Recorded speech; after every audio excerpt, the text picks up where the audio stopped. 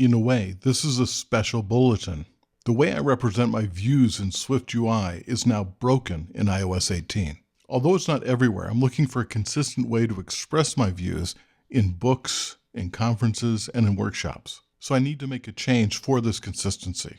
So let's look at the situation and let's look at what I'm doing now and what I'm going to be doing. To begin with, I create a new app that uses Swift data. This is Content View. I've left off the imports in the preview, but this is what Content View looks like. And both for our purposes and the way I'd really code it, I'll move the add and delete to an extension.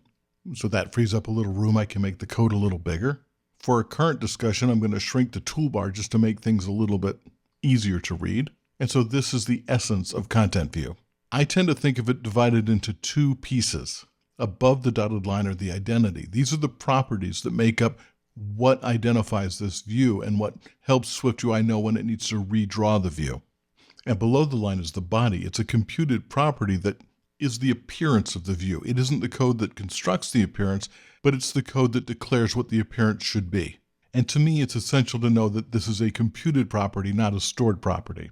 And that allows me to formally move it into an extension. You can't put stored properties in an extension, but you can put computed properties there. Now, I do this for several reasons. One is, if I ever have to discuss a stored property, that part of the code is clear and it's small and I can point right to it.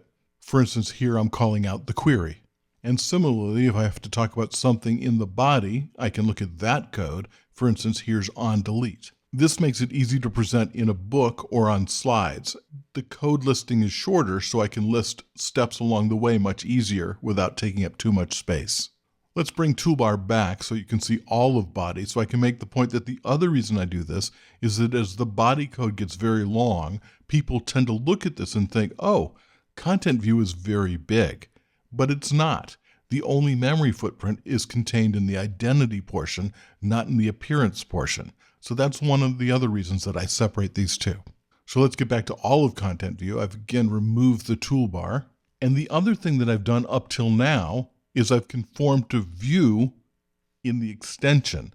And that's to emphasize that the body, which is required by the view, is in the extension. Unfortunately, as of iOS 18, this is going to be wrong. In a way, it's always been wrong because @query depends on me importing SwiftUI, and the only reason I imported SwiftUI is because Content View conforms to view. So it's always been a little wrong. But now the warning is this: MainActor isolated default value in a non-isolated context. And the reason is now view is on the MainActor. But if I conform to view in an extension, and that's where MainActor is, then the rest of Content View is not on the MainActor. So the error in query arises from the fact that Content View is not on the MainActor. There are several fixes, but the one I think I'm settling on is moving the conformance to view up to the main part of Content View, the identity part. I still want to keep the two parts separate for all the reasons I mentioned before. And the other thing to note is that moving the conformance to view up to the main part works in all previous versions of iOS, but this is what I need to do to work in iOS 18 and forward. And so my solution is to keep the split and to move the conformance. And now my code isn't broken anymore. And that's the end of this special bulletin.